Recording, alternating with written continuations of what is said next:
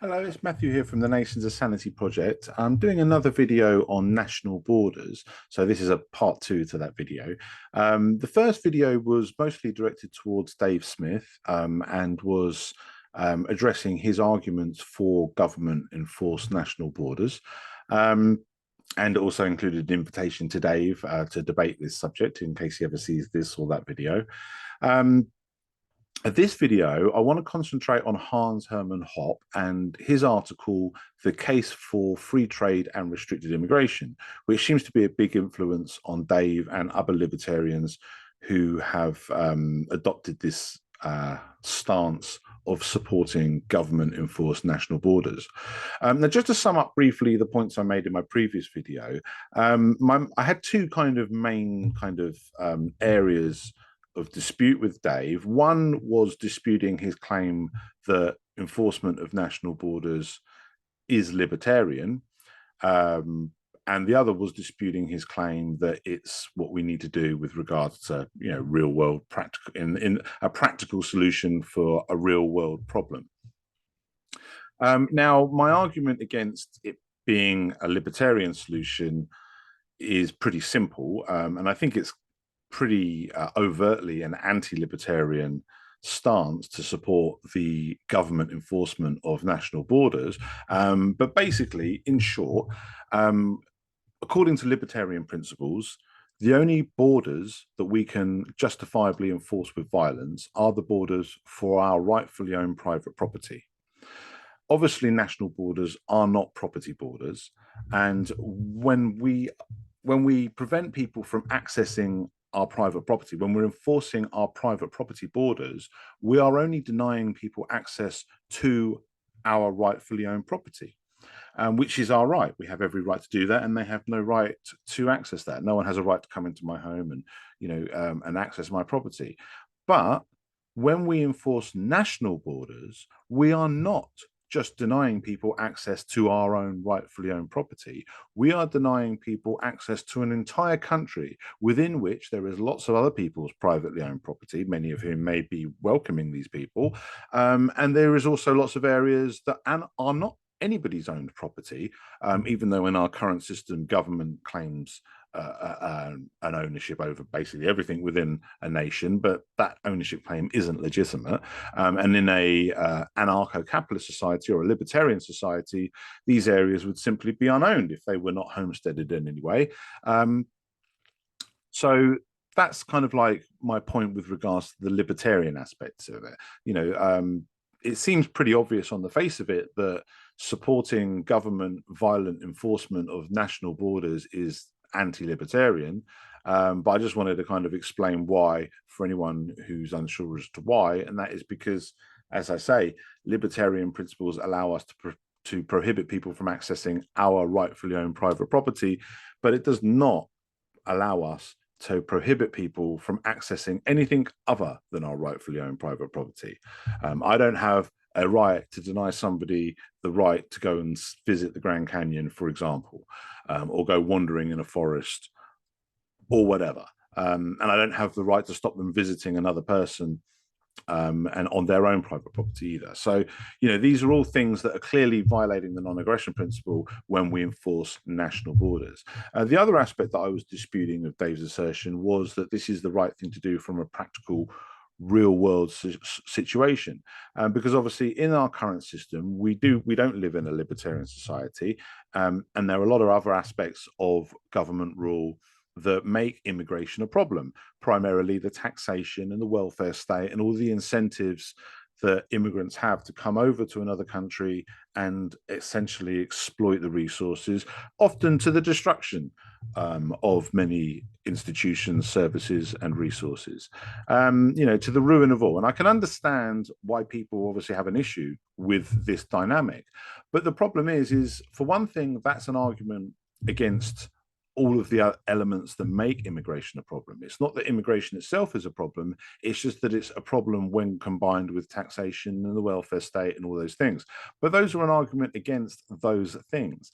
And the libertarian solution would be to remove those incentives, to to remove these other aspects of state violence that make immigration a problem. That's the libertarian solution. The libertarian solution is not to advocate for more state violence because of this other type of state violence. And just to simplify, one analogy I use is just to say, well, look, if you stop somebody from traveling somewhere and your justification was that the area they're traveling to consists of a violent gang that rule over the area and rob the locals, and some of the resources and wealth and what have you that's gained from those ill-gotten theft is given to people that come into the area from the outside, and that's why they want to stop you coming in from the outside. It's like, well, look, your beef is with the people robbing you, not with somebody who's peacefully walking past a completely invalid borderline.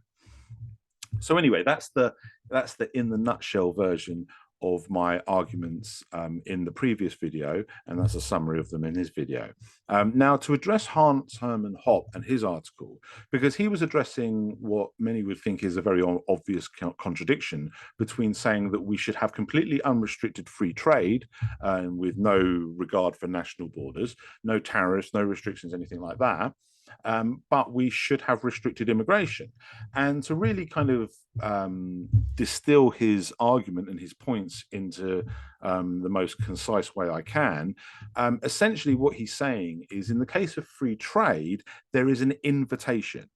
There's not an invasion, because somebody is receiving the product, the receiver within the country and the sender, they're part of a mutual agreement, and everybody involved from getting it from A to B and across those state lines is a willing participant. So any private property that it's passing through is obviously getting the permission, any delivery service company that's delivering it from A to B, and obviously the person who's receiving it.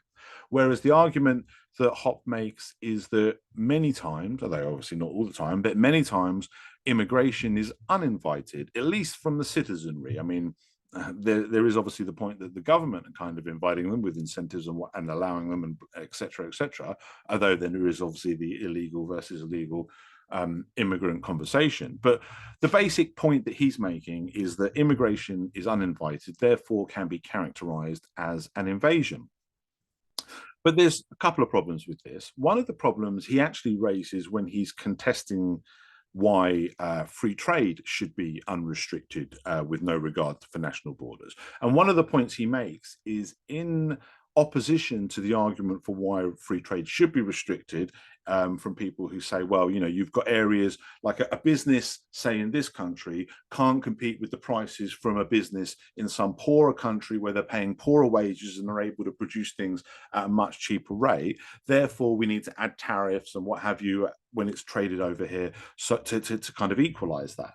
And then a lot of people that are obviously for open borders will say, well, why is the same not true with immigration? You know, sorry, that are for closed borders will say the same's not true of immigration.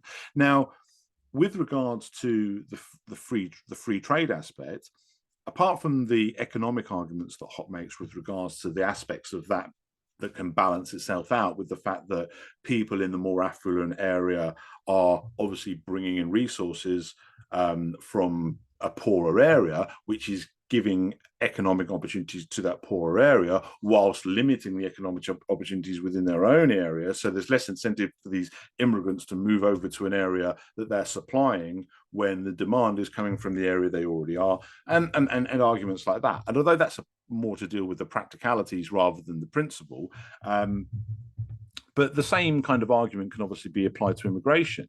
But the problem is one of the points that Hoppe made in argument against the free trade restrictions or the trade restrictions with regards to national borders. He said, is any argument that you could make with regards to a poor country selling or sending products over to a more wealthier country where, you know, there's a difference in the cost of manufacturing, and that is, you can also say that these differences exist within a country. it might be cheaper to produce something in Texas as it is in California, and vice versa, depending on what it is.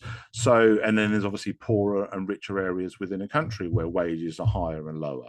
So, any kind of argument that you make in that regards for national borders would also apply to state borders and regional borders and county borders and borders wherever you like that are arbitrary, because you think that it's unfair that this business gets to compete with you because they can produce something cheaper, they can pay labor cheaper, or the resources are easy to get, or whatever the reason is that you think it's unfair, and you think the government needs to step in and make it more fair by adding tariffs or restrictions or prohibitions or whatever else.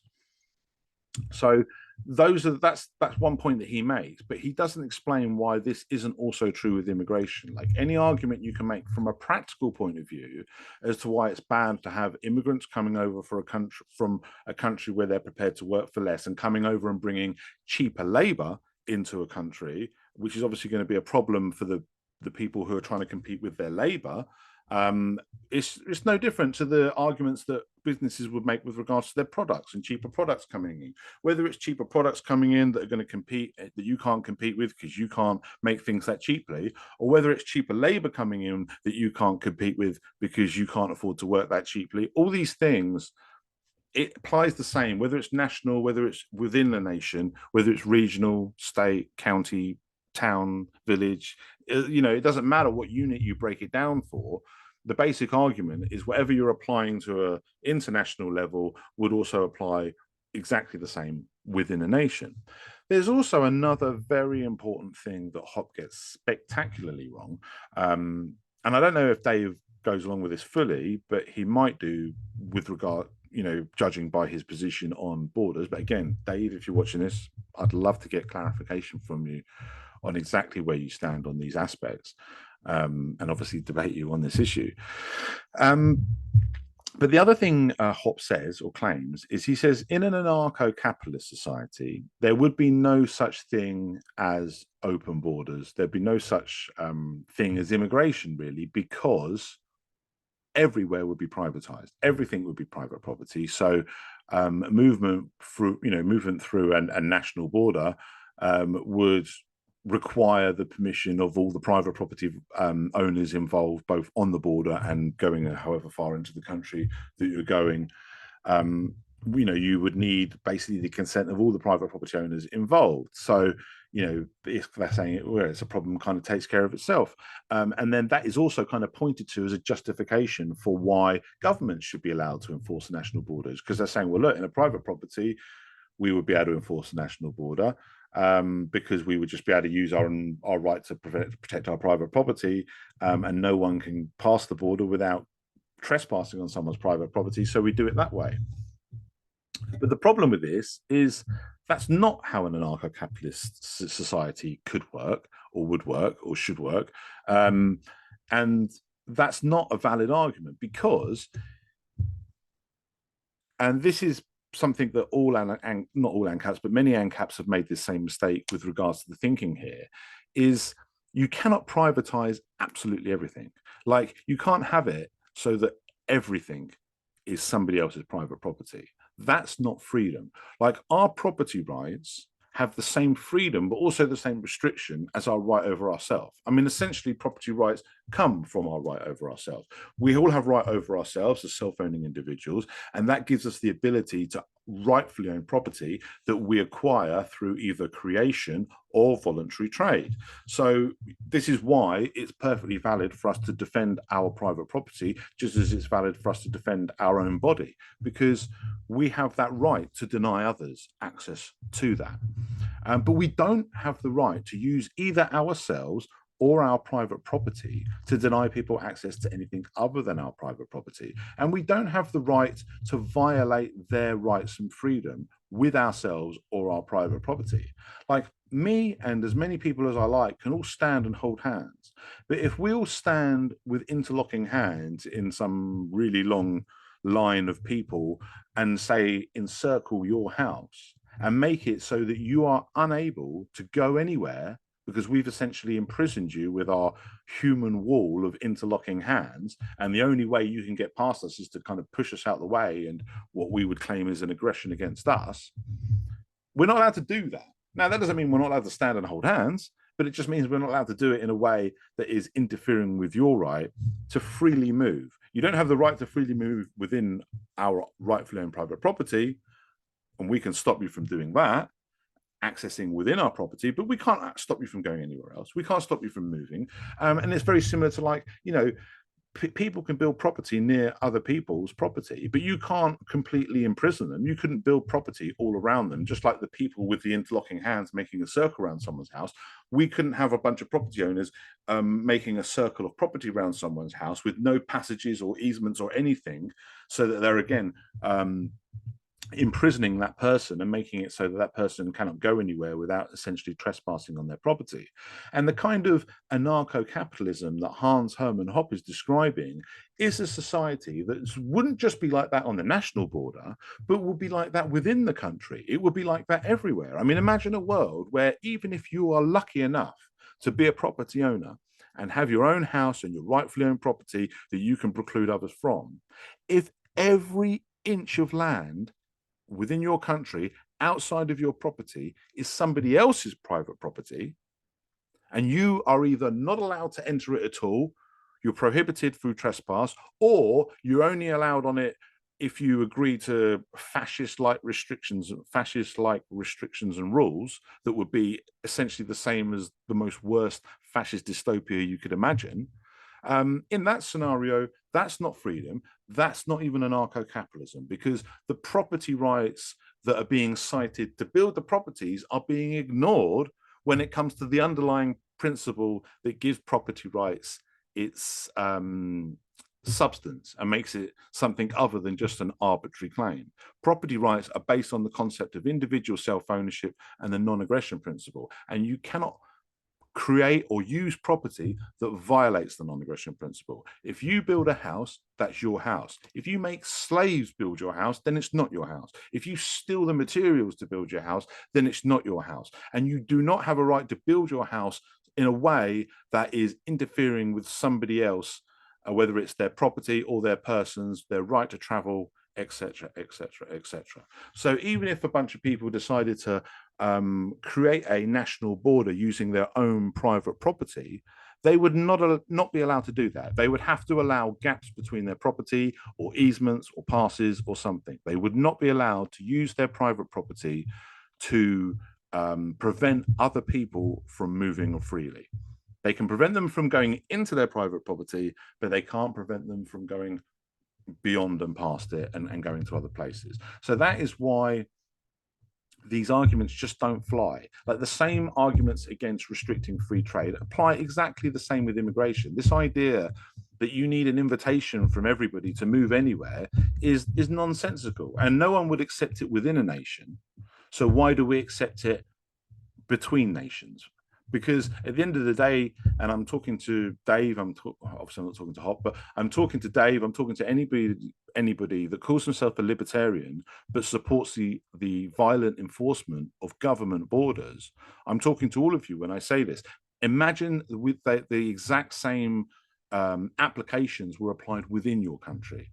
Imagine you couldn't go to Texas or California or go visit the Grand Canyon or even go up the street because you are essentially trespassing on either government property that has certain rules that are going to restrict you, or private property if we're living in this dystopian version of anarcho-capitalism that Hans-Hermann Hoppe describes in his article. So I want to keep this video pretty brief, and I've probably talked for quite a while already. So I'm going to leave it at that. I hope I've been clear. I hope that, Dave, if you see this motivates you to have a debate with me about these aspects and issues. I'll put a link in the description for the article by Hans-Hermann Hoppe, so you can obviously read that for yourself, make sure I'm not misrepresenting his arguments in any way. But basically, the long and the short of it is that he basically says that we can restrict immigration but not free trade, because free trade involves an invitation for that product to come into the country, whereas immigration doesn't necessarily mean that those people have been invited. But the point I make is you don't need an invitation to leave your house and go traveling around. You do need an invitation to enter somebody else's private property, but people can't get round the travel restriction by just making sure that everywhere has somebody's private property and they all conspire to prevent you moving anywhere. They're not allowed to do that. You can build private property, but not in a way that restricts others. You can do what you want with yourself and your private property, but not in a way that restricts others from anything other than accessing. Like I say, you can deny people access to your own private property. That's fine. They don't have a right to it. You have every right to stop them from using it, but you do not have a right to restrict them beyond that. You do not have a right to prevent them from traveling, whether it's leaving their home, or whether it's crossing a invalid national border, or whether it's traveling within the borders of the country. It doesn't make any difference. Governments are not legitimate according to libertarian principles, and their borders are not legitimate according to libertarian principles, which means the violent enforcement of those borders is quite clearly and unquestionably a violation of libertarian principles. So it is an anti-libertarian stance. Now, if people like Dave want to say, okay, well, if that's the case, then I'm not libertarian because, this is still what we need to do. And okay, if you said that, I would be glad that you're at least admitting that it's not libertarian, but I would still have a dispute to make with you with regards to the practicality aspect and the real world aspect. Because even if you don't care about libertarian principles, if you want to fix the problems associated with immigration, you need to fix those root problems. And fixing those problems would involve libertarian solutions. Fixing immigrations would not solve those problems. Immigration makes many of those problems worse. I'll grant you that. Like we've got an issue with the government robbing us and basically destroying everything we build around us by giving it away and offering incentives to people who don't deserve it. Even if we stop people from coming in from other countries to take the money that's being robbed from us, that money's still going to the military industrial complex. That's still going to plenty of people that don't deserve it. The government's still robbing us pretty much the same amount. And all of our infrastructure and public services are still all crumbling around us. And like I say, even if you take the opinion that immigration makes that problem worse or accelerates the total destruction of our societies, the fact of the matter is we're still heading in the same direction. And if I could just use an analogy that Dave Smith has used for why, and a very good analogy for why he wouldn't support Donald Trump, is because because a lot of people made the argument is, well, Biden's surely worse, so why don't you support Trump because he's the lesser of evil? And Dave makes the point that, look, if we're a car that's driving towards the edge of a cliff, and we're driving at 120 miles an hour under Biden, if Trump's going to slow us down to 80 miles an hour, we're still heading for that cliff and we're still going to fall off the end of it, which is why he's only interested in supporting someone who's actually going to turn the car around. I would echo the exact same analogy to you, Dave, with regards to the arguments you make about the real world reasons and the practical reasons why we should support government enforcement of national borders. Even if you think immigration is accelerating the downfall of our society, fixing that problem is not going to turn the car around. It might just slow us down a little bit, in the same way that you use that analogy to describe how Trump isn't going to fix anything, even if he's not as bad.